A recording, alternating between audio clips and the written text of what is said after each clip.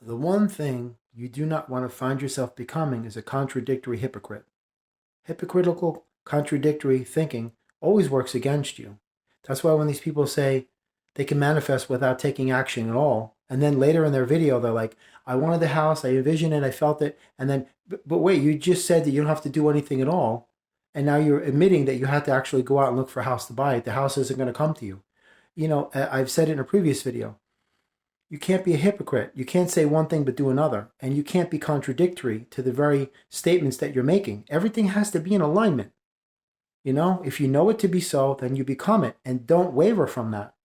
But don't live a delusional fantasy world that's contradictory to that vibrational stream of energy in believing that I don't have to do anything. I just can stand in this spot and not move, and the universe will deliver everything to me amazingly in magical super speed time and I don't have to move. Mm-mm.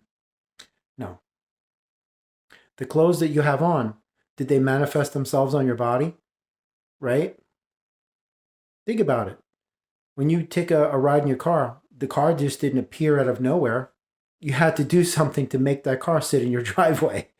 Get a job, make money, go looking at a used car lot or get something online, whatever. You had to take action, man.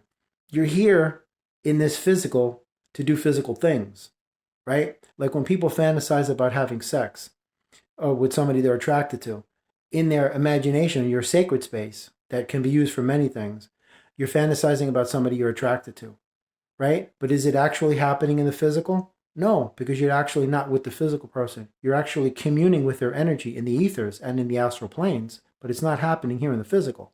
If you want it to happen, then you need to hook up with that person and see if they have the same mutual feelings you do, and then you guys get it together and do what you got to do. Then it becomes a physical reality because there's two separate dynamics at play here, the metaphysical reality and the physical one. They're both components of the same vibrational frequency of divine collective consciousness. As I've said before, construe the divine collective consciousness as the superset. A derivative subset of that reality becomes what you see here before you. It's all one anyway. The physical is a lower vibrational expression of the metaphysical. Lower, slower, more dense. That's why your senses can detect these things, because your senses cannot detect the angels. If you can, that's because they're allowing you to know that their presence is there. But if they didn't want you to, you'd be clueless. That's why I always say that the universe is allowing you to know these things. Because if God didn't want you to know anything other than this physical existence, you would not know about the presence of angels or demons or spirits or ghosts or the afterlife, whatever you want to call it. You would be clueless. That's why I tell you, there's no secrets to life. There's no mysteries to the universe. There's no great unknown. There's no doors, keys, or locks. Nobody's blocking you from doing anything. That's all in your head, taking subliminal programming from that system, making you believe that you are being kept from the things that you are rightfully entitled to and deserve.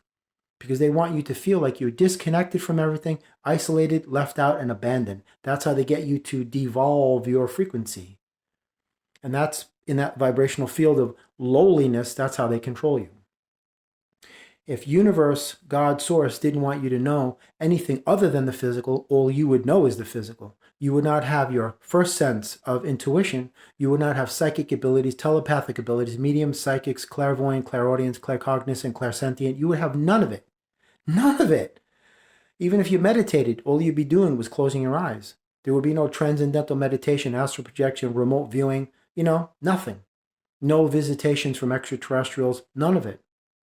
Mm-mm. There would be a wall surrounding the entire earth. You wouldn't see the infinite oneness of everything going on forever in every direction, which should be a big heads up to you that you're not the only thing out here, brothers and sisters, boys and girls, ladies and gentlemen.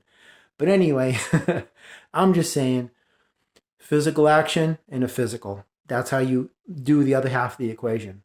Because instantaneously you put your intentions in your sacred space, it's a done deal. In the metaphysical, but then you've got to dial that down. It has to channel its way through the conduit of the earth, your body, the atmosphere, the air you breathe, because it's water. Water is the primary conductor of energy.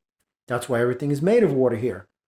The earth is mainly comprised of water because water is the single unifying element that binds both the spiritual realm and the material world together as one. It is the rainbow bridge upon which consciousness merges with matter. That's it. Matter, antimatter. The formless non-physical, and the physical, form. They all marry because everything is source anyway. It's just vibrating at a higher frequency or a lower and slower density. That's it. So if you want anything accomplished, my suggestion to you, because I don't give advice, I'm not in a position to be doling out advice to anybody. My suggestion to you is get up off your butt and make it happen, because you got it in you to do it. You just have to know you have it. And that's it. You're done. You're good to go.